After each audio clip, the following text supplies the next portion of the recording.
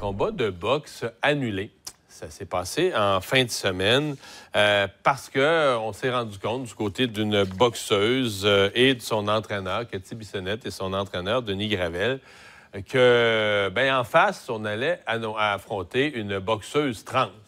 Donc, une femme, mais qui était un homme avant. Et qui, certains diront, biologiquement, au niveau, par exemple, de la force de frappe à la boxe, peut être encore considéré comme un homme. Denis Gravel, et c'est entraîneur au club de boxe de Chicoutimi. Bonjour, M. Gravel. Bonjour. Bon, expliquez-nous un peu. D'abord, c'est pas clair pour moi comment vous vous êtes rendu compte. Il semble qu'on était à la dernière minute avant le combat. Oui, bien, effectivement, on se préparait. On était au championnat du Québec des gonneries novices, 0,5 combat, dans lequel ma boxeuse participait. Puis on avait un match. On se préparait pour aller combattre vers après 13h30 à peu près. Il y a une heure avant le combat, j'ai reçu un courriel d'un confrère entraîneur de notre club qui me disait que ma boxeuse n'allait pas combattre contre une femme, mais contre un homme. C'est que par la suite, contre une femme trans, là. Exactement. C'est ça. C'était pas l'adversaire de Katia, c'est pas une femme, c'est un homme qui a été transformé en femme. Fait que j'ai comme été mis devant le fait accompli une heure avant le combat. Fait que j'ai jamais eu vent de ça auparavant de ça. Mais donc, vous ne l'avez pas su par des sources officielles, vous ne l'avez pas su par les organisateurs. C'est quelqu'un, donc, que vous connaissez dans le milieu qui vous a dit « Hey, tu sais-tu que, là? » Exactement. Votre réaction, vous avez discuté de la situation avec votre boxeuse? Ben c'est ça. Premièrement, je suis allé voir, avant d'y en parler, je suis allé voir la fédération pour savoir qu'est-ce qui en passait. C'est-tu bien ça? Ce qu'on me dit là, c'est-tu exact? Oui, c'était exact. Et puis là, on m'a dit, oui, il y a un arbitre qui va être là, ça va être une personne vraiment, une des meilleurs arbitres. Mais nonobstant le fait que soit un bon arbitre, qu'on me mette devant le fait accompli une heure avant le combat, on se préparait en fonction de ça. Ça change la donne de prendre une décision aussi rapidement avec le peu d'informations qu'on avait. Fait que j'en ai parlé à ma boxeuse, puis on a pris la décision de ne pas aller au combat, là. À cause des risques pour sa santé, entre autres, là. Ben exactement. C'est ma première préoccupation quand je vais dans le coin avec un boxeur, c'est sa sécurité qui prime en premier, là. C'est de la boxe qu'on fait, on se tape dessus. Fait que si j'arrive devant une personne qui était un homme, jadis qui est devenu une femme, peut-être que un jour ça sera différent, mais aujourd'hui, avec le peu d'informations que j'avais à une heure du combat, je n'étais pas prêt à prendre le risque de faire vivre ça à ma boxeuse. Ouais.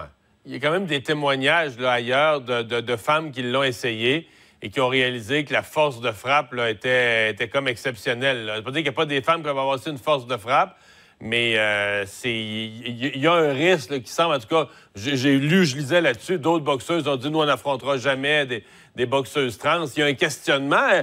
Qu'est-ce que dit Boxe Québec là, sur cette quand même un questionnement mondial? Ben effectivement, il y a un questionnement et eux, de leur côté, sont comme pognés aussi avec la patate chaude.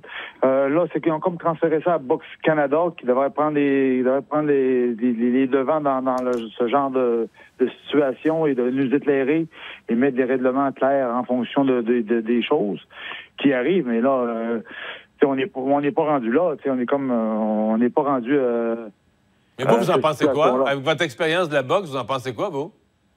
Ben, écoute, si une personne qui naît avec un genre au départ comme un homme qui grandit avec testostérone et puis décide un jour pour des raisons que c'est une femme, c'est sûr que toute sa croissance a été faite dans le corps d'un homme. Je sais pas. Tu sais, à un moment donné, je me dis, si on me prouve qu'il n'y a aucun risque, que c'est pareil, la force de frappe, c'est pareil. Tu sais, ça existe dans d'autres sports comme la natation, l'athlétisme. Et tu sais, on voit je suis pas sûr que c'était équitable pour ma boxeuse. Je pense que ma boxeuse, elle, s'est sentie dupée, s'est sentie trompée parce qu'à un moment donné, t'arrives te battre, tu t'entraînes depuis un mois pour aller combattre une femme et puis t'arrives au bout que on te dit à une heure avant que c'est un homme transformé en femme. J'ai rien contre ça. Sauf que moi, la sécurité de ma boxeuse prime avant tout.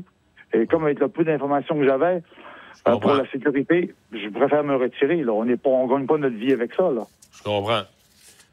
Vous êtes conscient que dans certains milieux, on va dire que vous et votre boxeuse, vous êtes peut-être transphobe, qu'on n'a pas le droit à ces opinions-là, qu'il faut accepter. Si la personne dit que c'est une femme, il n'y a plus de discussion là-dessus. Ben, écoute, par rapport à l'opinion d'une personne, on a le droit de penser ce qu'on veut, mais nous, on a le droit en tant que personne aussi, on a des droits aussi en tant que personne. on a le droit de refuser de combattre parce qu'on a manque d'informations.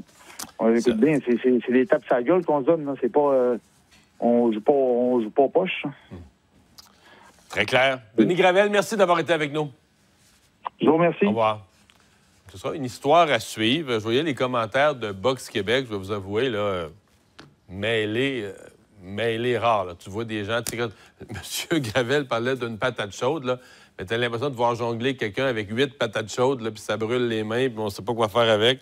Ça n'a pas l'air simple comme dossier.